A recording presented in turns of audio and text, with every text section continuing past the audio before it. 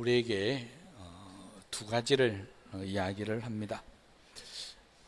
어떤 사람은 하나님께 소망을 두는 사람이 있고, 어떤 사람은 귀인들, 이 세상에서 권력이 있다든지 힘이 있다든지 하는 그런 사람들을 의지하는 이 두 종류의 사람들로 나누어진다고 하는 것입니다.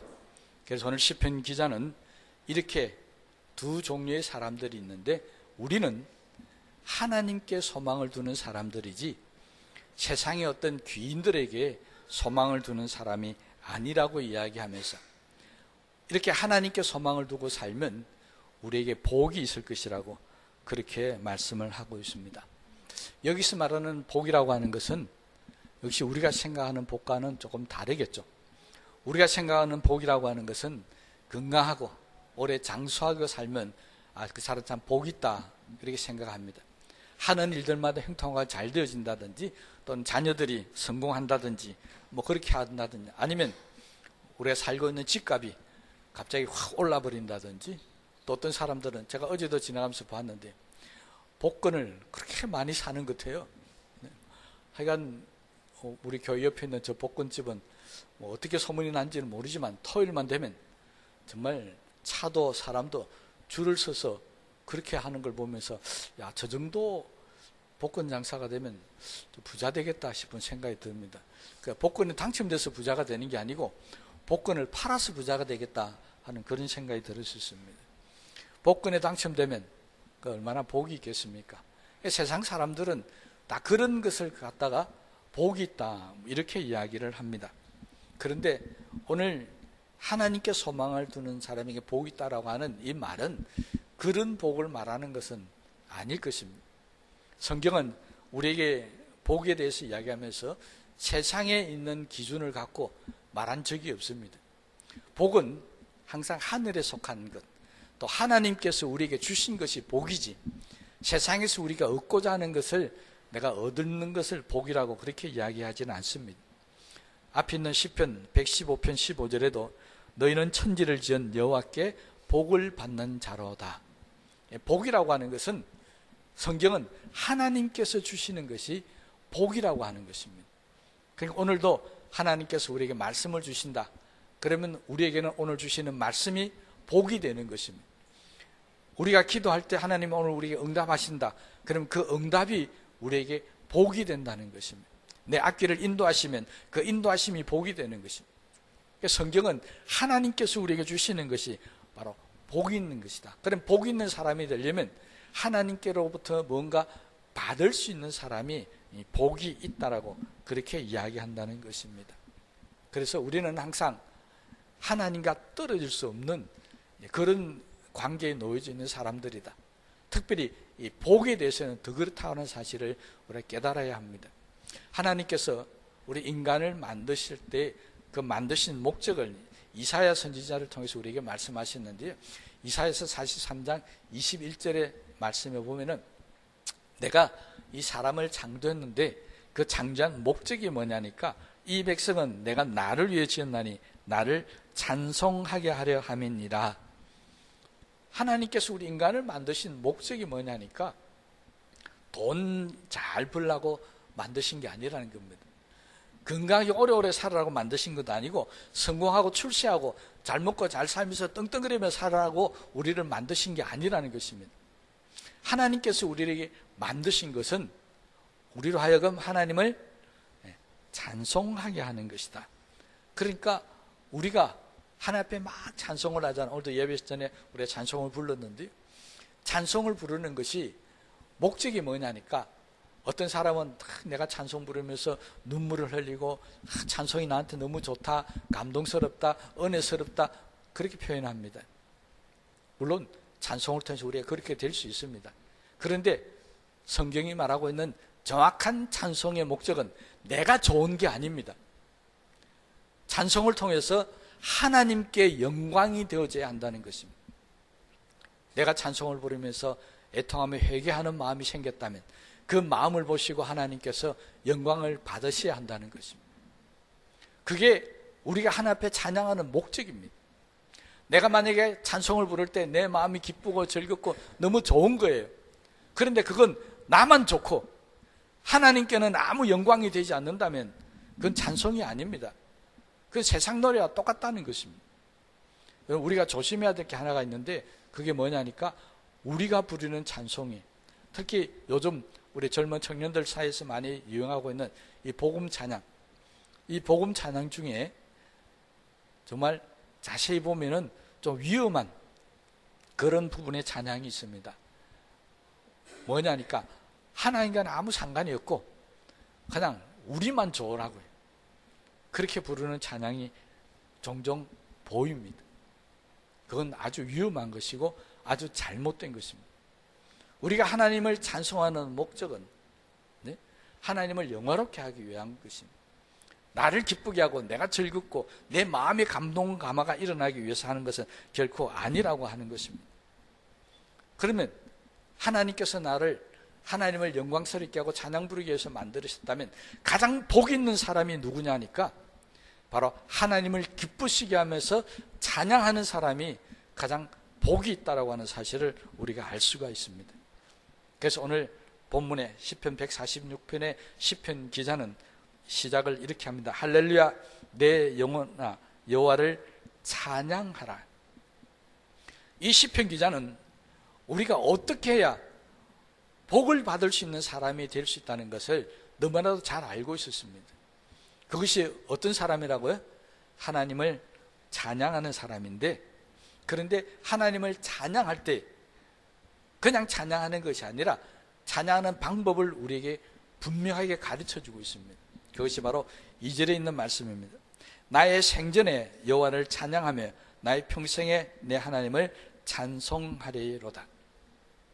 1절, 2절에 있는 이 말씀이 우리가 하나님 앞에 어떻게 찬양을 해야 되는지를 가르쳐주고 있는데요.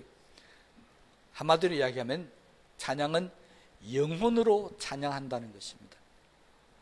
찬양은 뭘로 한다고요?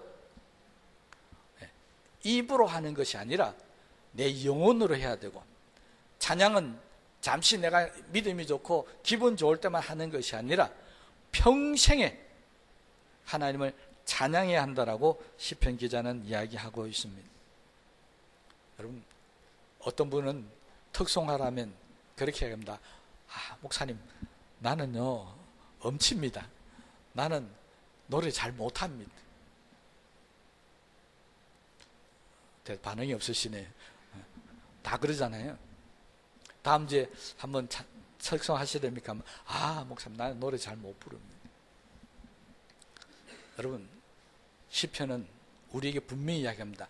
내 영혼아 여호와를 찬양하라. 여러분, 찬양은 영혼으로 하는 것이지 입으로 하는 게 아닙니다. 제가 부산에 있을 때 지금 생각하니까 한 40년도 더 된 것 같아요. 부산 송도에 가면 지금도 있을런가 모르겠습니다. 농아인 교회라고 있습니다. 농아, 말을 못하시는 분들이 모여서 예배를 드리는데 그때 가서 제가 예배를 인도한 적이 있습니다. 근데 그 찬양이 저는 제 평생에 찬양 부르면서 그렇게 제 마음을 울렸던 찬양은 없었습니다. 농아인의 찬양, 그것은 소리가 아무것도 안 나옵니다.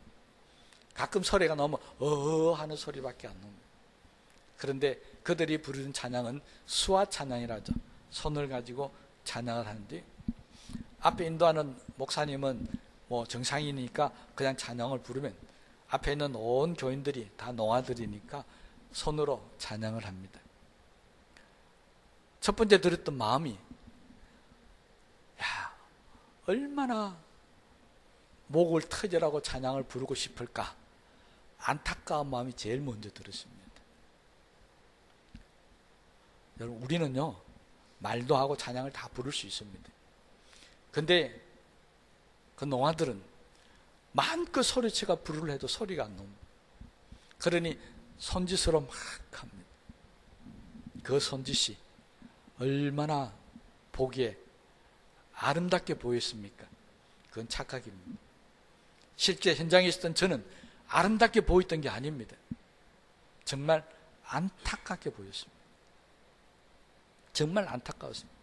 저들이 입으로 찬양을 할 수 있으면 얼마나 멋있게 찬양을 했을까. 그때 그 마음이었습니다. 그럼 우리는 언제든지 입을 열어 찬송할 수 있는 사람들입니다. 그런데 그 입을 찬양하는 것도 별로 그렇게 달갑지 않게 생각하고, 찬양하라면 나는 음치라고 못한다고 그럽니다. 앞으로 우리 교회는 음치라고 못 부르시는 분들은 앞에서 나와서 수화 찬양을 하시기 바랍니다. 그러면 음치인지 아닌지 다 모릅니다. 그렇잖아요. 노래 잘 부르는지 안 부르는지 모릅니다. 그런데 은혜는 차고 넘칠 줄로 저는 믿습니다. 찬양은 목으로 하는 것이 아니라, 소리로 하는 것이 아니라 정말 우리의 영혼으로, 다시 말하면 내 온 몸과 마음으로 드리는 것이 찬양입니다. 그렇게 찬양을 불러야 우리에게 복이 되는 찬양이라는 것입니다. 이런 이야기 할 때마다 대표적으로 제가 예를 드는 인물이 있습니다. 바로 다윗 왕이죠. 다윗 왕은 오베데돔 집에서 법궤를 다윗 성으로 옮겨 놓는 과정에서 얼마나 기쁘고 좋았던지 3만 명의 사람들을 뽑아서 그들을 악기를 부르게 하고 찬양을 합니다. 수금, 비파, 소금, 그 당시에 있던 재금, 이런 모든 악기들을 또 3만 명이 동원했으니까 어마어마하지 않습니까? 그런 인들 동원하면서 찬양하면서 법궤를 옮겨 나갑니다. 다윗은 그 모습을 보면서 얼마나 좋았던지 제사장님들이 입던 에봇, 배 에봇을 입고 막 춤을 추면서 찬양을 합니다. 그러다가 너무나 잘 아는 사건이 있죠. 무슨 일이 벌어졌습니까? 네. 다윗의 바지가 훌렁 내려가 버렸습니다. 왕이 얼마나 체면에 문제가 있겠습니까? 온 동네방네 아마 소문이 다 났을 겁니다. 여러분, 우리 대통령이 기자회견 한다든지 아니면 뭐 간담회라든지 아니면 뭐 장관들이나 국무회의를 하다가 바지가 훌렁 내려가 버렸다 하면 아마 오늘 톱 뉴스로 전국에 아마 다 보도가 될 겁니다. 전 세계적으로 아마 다 보도가 될 겁니다. 이게 참 우습지만은 왕으로서는 대단히 창피스러운 일이지 않습니까? 이 소문을 아내인 미갈이 듣습니다. 여러분, 남편이요 나가서 막 찬양과 춤을 추다 바지 훌렁 내려가 온 사람들이 다 봤다. 아내 입장에서는 얼마나 화가 나겠습니까? 그죠? 칠칠치 못해가지고 왕이 채통도 없이. 그래서 이 미갈은 실제적으로 다윗에게 이렇게 이야기합니다. 이스라엘의 왕이 오늘 어떻게 영화로우신지요. 약간 비꼬는 거죠. 어떻게 오늘 그렇게 재미가 좋았으면 방탕한 자가 염치 없이 자기의 몸을 드러내는 것처럼 오늘 그의 신복의 계집종의 눈앞에서 몸을 드러내셨도다. 무슨 말입니까? 약간 보니까 미갈이 좀 질투도 하는 것 같아요. 누구 앞에서 몸을 드러냈다고요? 계집종의 앞에서 됐다. 왕이니까 시녀들이 얼마나 많겠습니까? 막 춤추다가 바지가 내려가니까 시녀들이 봤겠죠. 그 중에 한 시녀가 와서 이제 이 왕백에 고자질을 했던 것 같습니다. 이 말을 들었던 다윗의 반응이 성경에 기록이 되어 있습니다. 다윗은 평생토록 여호와 하나님 앞에서 뛰놀 것이며 오늘보다 더 낮아지는 일이 있고 더 천하게 보이는 일이 있을지라도 여호와 하나님 앞에서 뛰놀며 찬양하며 살아가겠노라. 다윗은요 자기를 책망하고 비꼬는 아내 미갈을 향해서 오늘보다 더 수치스럽고 더 보잘것없이 보이는 그런 일을 당한다 할지라도 하나님 찬양하는 일은 내가 멈추지 않고 평생 그렇게 하며 살아가겠다고 그렇게 오히려 대받아쳐 버렸습니다. 그런데요 놀란 것은 이 사건의 결말이 있습니다. 사무엘하 6장 23절 말씀을 보면 이 미갈이 보였던 이 반응에 대해서 하나님께서 그냥 넘어가지 않았습니다. 하나님을 찬양하면서 좀 실수를 했다고 해서 그것을 책망하는 미갈에게 성경은 이렇게 결론을 맺고 있습니다. 그러므로 사울의 딸 미갈이 죽는 날까지 그에게 자식이 없었더라. 여러분, 정말 엄청난 저주겠죠. 이건 하나님의 책망이 나타났습니다. 죽는 날까지 미갈에게는 자식이 없었다는 것은, 왕비가 자식이 없으면 어떻게 되는지 우리나라 드라마 보더라도 잘 아시죠. 후궁을 통해서 아이를 얻게 되면 그 왕실은 품지박산이 나기 시작합니다. 여러분, 하나님을 찬양하면 잠시 실수했던 그런 다윗을 향해서 책망하는 미갈의 최후가 여자로서는 가장 수치스럽고 가장 고통스러운 그런 결과를 맞이할 수밖에 없었다는 것입니다. 누가 하셨다고요?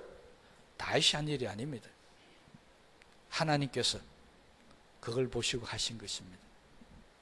찬양을 할 때 실수를 했다고 해서 비난하고 책망하는 자의 모습은 여자로서 평생 수치스럽게 지낼 수밖에 없는 고통을 하나님께서 가져다 주셨다면, 여러분, 우리도 찬양할 때 어떤 분이 찬양하다가 삑 하고 잘못 부른다 해서, 또 찬양이 약간 우리가 듣기에 거북하다 해서 그걸 책망하지 마시기 바랍니다. 잘못하면, 하나님을 찬양하는 사람 책망했다가 잘못하면 누구 꼴이 난다고요? 미갈의 꼴이 날 수도 있습니다. 그러니 그냥 찬양하면, 아, 저분은 원래 목소리가 저렇구나, 아, 저분은 원래 좀 박자가 좀 제대로 안 맞구나, 저분은 원래 저 음을 좀 잘 못 잡구나, 이렇게 하면서 그래도 하나님을 찬양한다고 저렇게 부르고 있으니까 얼마나 감사한 일인가 하고 박수치고 격려하고 그렇게 해야만이 하나님의 복이 임하는 줄로 믿습니다. 오늘 다윗과 그의 가정을 통해서 찬양에 대한 놀란 교훈의 말씀을 우리에게 성경은 전달하고 있습니다. 그래서 시편 기자는 찬송은 영혼으로 하는 것입니다. 실수를 해도 됩니다. 잘못해도 됩니다. 엄청 틀려도 됩니다. 내 영혼이 하나님을 찬양하며 기뻐하면 그것이 제대로 된 찬양입니다. 그리고 그 찬양을 못한다고 해서 멈추지 마십시오. 언제까지 해야 된다고요? 죽을 때까지 평생에 하나님을 찬양하는 그런 은혜가 우리 가운데 있다면 하나님 바로 그 사람을 축복하신다고 오늘 시편 146편은 우리에게 이야기를 하고 있습니다. 여러분, 찬송가 338장, 우리가 잘 아는 너무나도 유명한 찬송입니다. 내 주를 가까이 하게 하면 십자가 진 같은 고생이나 내 일생 소원은 늘 찬송하면서 주께 더 나가기 원합니다. 1절 가사입니다. 이 가사를 잘 보시면요, 정말 놀라운 간증이 기록이 되어 있습니다. 내가 주를 가까이 하는 것이 십자가 진 같은 고생이라는, 막 힘들다는 겁니다.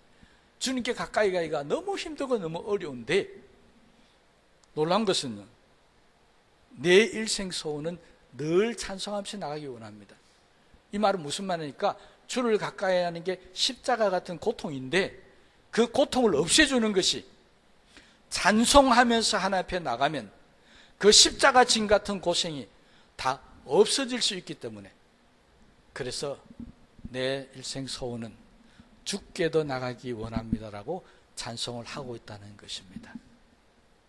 우리 이 찬송을 불렀던 이분의 심정을 가지고 우리도 한번 찬송하십시다.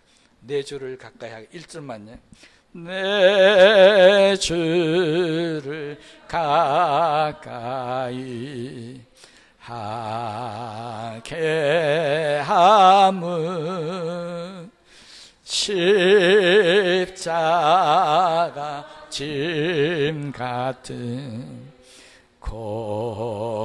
고생이나 내 일생 소원을 늘 찬송하면서 주께 더 나아가기 원함. 한 번만 더 합시다. 내 주를 가까이 하게 하면 내 주를 가까이 하게 하면 십자가 짐 같은 고생이나 자가 짐 같은 고생이 내 일생 소원은 내 일생 소원 늘 찬송하면서 찬송하면서 주께 더 나아가기 원합니다. 아멘. 예, 늘 찬송하면서 우리에게 다가오는 십자가 짐 같은 그런 모든 어려움과 고통들을 다 이겨나가시는 복 있는 사람들이 되시기를 주님의 이름으로 축복합니다. 다음 5절에 있는 말씀을 보면 또 하나의 복을 이야기합니다. 야곱의 하나님을 자기의 도움으로 삼는 자가 복이 있도다. 세상은 아까 말씀드린 대로 권력이나 부나 능력, 실력, 자기가 가지고 있는 재주 이런 것들이 자기에게 도움이 된다고 생각을 합니다. 그래서 학생들은 열심히 공부해서 좋은 학교를 졸업을 하려고 합니다. 좋은 성적을 얻으려고 합니다. 왜? 그게 도움이 된다고 생각하기 때문에. 그런데 오늘 본문의 말씀은 그게 도움이 아니라는 것입니다. 우리의 도움은 바로 하나님이십니다. 시편 기자는 그걸 우리에게 이야기합니다. 여기뿐만 아니라 시편 144편 15절 말씀에도요, 여호와를 자기 하나님으로 삼는 백성은 복이 있도다. 시편 118편 7절 말씀에 보면 여호와께서 내 편이 되사 나를 돕는 자들 중에 계시니. 여러분, 시편을 기록했던 모든 사람들은 내가 연약하고 곤과가 넘어지고 쓰러지고 보잘것없는 가운데 있다 할지라도 하나님께서 나의 하나님이 되어주시고 하나님께서 나의 도움이 되어주신다면 그 모든 것 다 이기고 남음이 있다라고, 나는 두려워하거나 염려하거나 걱정할 것 하나도 없다라고 그렇게 고백을 하고 있습니다. 바로 우리에게 이런 믿음을 가지라고. 나의 도움은 여호와라고 하는, 그리고 그 여호와의 도움을 받는 사람은 세상이 감당치 못할 자라고 하는 그 믿음을 가지고 살아라고 우리에게 지금 말씀해 주고 있습니다. 여러분, 풀무불에 던져졌던 사드락과 메삭과 아벳노고가 바로 그런 믿음을 가졌습니다. 그의 친구였던 다니엘 사자굴에 들어가면서 바로 그런 믿음을 가지고 들어갔습니다. 우리가 잘 알고 있는 에스더는 죽으면 죽으리라고 그렇게 하나님을 믿고 죽음의 자리로 나갔습니다. 신약 성경에 오면은 빌립보 감옥에서 매를 맞고 갇혀서 죽어가면서도 사도 바울과 실라는 하나님을 찬양했었습니다. 하나님이 나를 도울 수 있을 것이라고 그렇게 믿음으로 찬양하자 감옥문이 저절로 열려지는 놀라운 기적이 일어났었습니다. 여러분, 우리의 믿음은 하나님은 나의 도움이십니다라는 이 믿음을 가지고 살아야 합니다. 내가 어떤 경우가 놓였다 할지라도 하나님은 나를 도와주실 것이다. 그렇게 믿고 살아야만이 우리의 삶이 복될 수가 있다라고 하는 것입니다. 그러므로 꼭 이거 믿으십시다. 뭘 믿으라고요? 나의 도움은 하나님이십니다. 그리고 하나 더 이야기하고 있습니다. 5절 말씀 보면 여호와 자기 하나님에게 자기의 소망을 두는 자는 복이 있도다. 또 하나 이 복이 있는 사람은 하나님께 소망을 두는 사람이 복이 있다는 것입니다. 그런데 여기 5절에 있는 말씀을 보면 자기라는 말이 3번이나 반복해서 나오고 있습니다. 이 말은 신앙이라고 하는 것, 그것은 뭐냐? 바로 하나님을 자기의 하나님, 자기 고백을 할 수 있는 그런 사람이 바로 믿음의 사람이라고 우리에게 말씀해 주고 있습니다. 하나님은 누구의 하나님이라고요? 나의 하나님이 되어져야 된다는 것입니다. 설교 들어보니까 목사님 맨날 설교할 때마다 하나님은 나의 하나님이라 그러니까 하나님은 우리 목사님의 하나님 모양이다, 이렇게 하면 안 된다는 겁니다. 하나님은 누구의 하나님이라고요? 나의 하나님이십니다. 그 도움은 누구에게 준다고요? 나에게 주시는 것입니다. 하나님은 나의 소망이 되신다고 그렇게 고백하고 있습니다. 그 사람이 바로 복이 있다는 것입니다. 왜? 하나님이 그 소망을 이루어 주시기 때문에 그렇습니다. 우리의 소망을 이루어 주시는 분은 하나님이십니다. 그래서 오늘 시편 146편 이 시편 기자는 귀인을 찾아가지 말라, 사람을 찾아가지 말라는 겁니다. 왜? 그는 그의 호흡은 끊어지고 흙으로 돌아갈 사람이다. 그가 오래오래 살면서 나를 도와줄 수 있을 것 같지만 얼마 못 가서 죽어서 다 흙으로 돌아간다. 그러면 절대 나를 못 도와준다는 것입니다. 우리의 도움은 하나님이십니다. 우리의 소망도 하나님께 가져야 합니다. 그렇잖아요. 그런데 세상에 사는 사람들이 하나님께 소망을 두지 못하고 사는 사람들이 많이 있습니다. 어떤 사람이 하나님께 소망을 두고 어떤 사람이 하나님께 소망을 두지 않느냐, 그 사람의 삶을 보면 잘 알 수가 있습니다. 여러분, 하나님께 소망을 두는 사람은 이렇게 살아갑니다. 자기 친구가 중풍병에 걸려서 죽어갑니다. 이 사람을 살리려면 이 사람을 침대에 눕혀서 침대 채로 끄집어다가 예수님 고시는 곳으로 갖다 놓아야 되겠다. 예수님께 소망을 두면서 오니까 사람들이 너무 많아서 못 들어갈 것 같습니다. 그래서 어떻게 했다고요? 그 집에 지붕을 뚫고 거기에 침상을 들어내려서 친구를 살렸습니다. 소망이 하나님께 있는 사람은 이렇게 행동한다는 것입니다. 여러분, 12해 동안 혈우병을 앓은 여인도 하나님께 소망을 가진 사람이었습니다. 그는 주님 앞에 나가면서 내가 주님 옷자락만이라도 붙들면 내 병이 낫겠다라고 그렇게 생각하고 수많은 사람들을 비집고 들어가서 주님 옷자락을 붙들었습니다. 왜요? 하나님께 소망이 있었기 때문에. 의사고 친구고 다른 사람 다 필요 없었습니다. 오직 내 병을 고칠 분은 예수님밖에 없다. 그 소망이 하나님께로 향했었습니다. 심지어는 마르다 마리아는 오라비 나사로가 죽었을 때 예수님을 찾았습니다. 왜요? 하나님께 소망을 두었기 때문에. 하나님께 소망을 두는 사람은 다른 게 없습니다. 하나님을 찾게 되어져 있습니다. 예수님을 찾게 되어져 있습니다. 이게 하나님께 소망을 두고 사는 사람들의 모습입니다. 그런데 나는 하나님께 소망을 둡니다라고 이야기하면서 어려움이 생기고 힘든 일이 생기고 고통스러운 일이 생겨도 하나님을 찾지 않는 사람, 기도하지 않는 사람, 찬양하지 않는 사람, 그건 하나님께 소망을 둔 사람이 아닙니다. 그러면 우리는 정말 하나님께 소망을 두고 살아가고 있습니까?